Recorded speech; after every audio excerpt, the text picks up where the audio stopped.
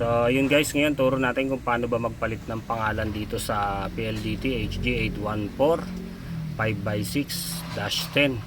So binago ko na IP address niya, 20.0.0.10 na po yung nilalagay ko para po kung sakaling may conflict po sa mga IP address dyan sa bahay nyo. So kadalasan po kasi 192.168.100.1, so minsan may nakakaparehas po siyang IP address, kaya iniwas na po natin. So yun, turo natin ngayon.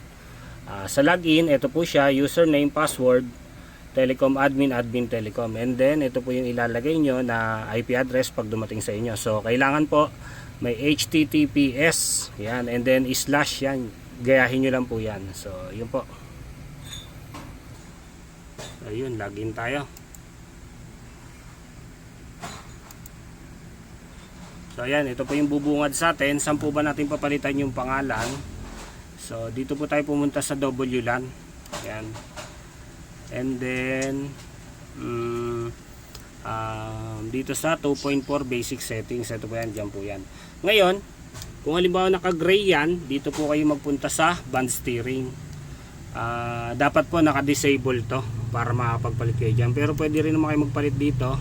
Kasi pag naka-enable yan, isahan lang yung ano niya, yung wifi name. So pag naka-disable, kung gusto nyo magkaiba ng pangalan, mas maganda.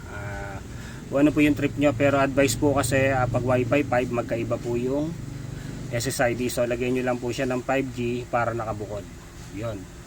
So dito lang po siya papalitan. Punta lang po tayo sa WLAN, and then 2.4 basic. Ayan, naka-ready na po yan. And then sa ano naman, sa 5G naman, 5G basic network, dito rin po, yan, dyan po na siyang papalitan.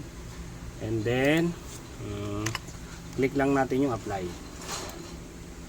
Okay, so ayan, naka-gray siya, oh. Ewan ko, naka-gray siya ngayon. And then dito, try natin. Dito, naka-gray sa 2.4, naka-gray na rin siya. So ayan, yung sinasabi ko, pag naka-gray po, punta po tayo dito sa band steering. Baka kasi hanapin nyo, disable lang po to. Yan, para pwede magkaiba. Apply nyo po yan. Okay, yun. So yun, dapat baguhin kasi, kaya nag-ano siya. So yun, balik na po tayo dito. Yan, nababago na po yan. Dito naman. So yun lang po, napakadali lang po gamitin ito. Maraming salamat.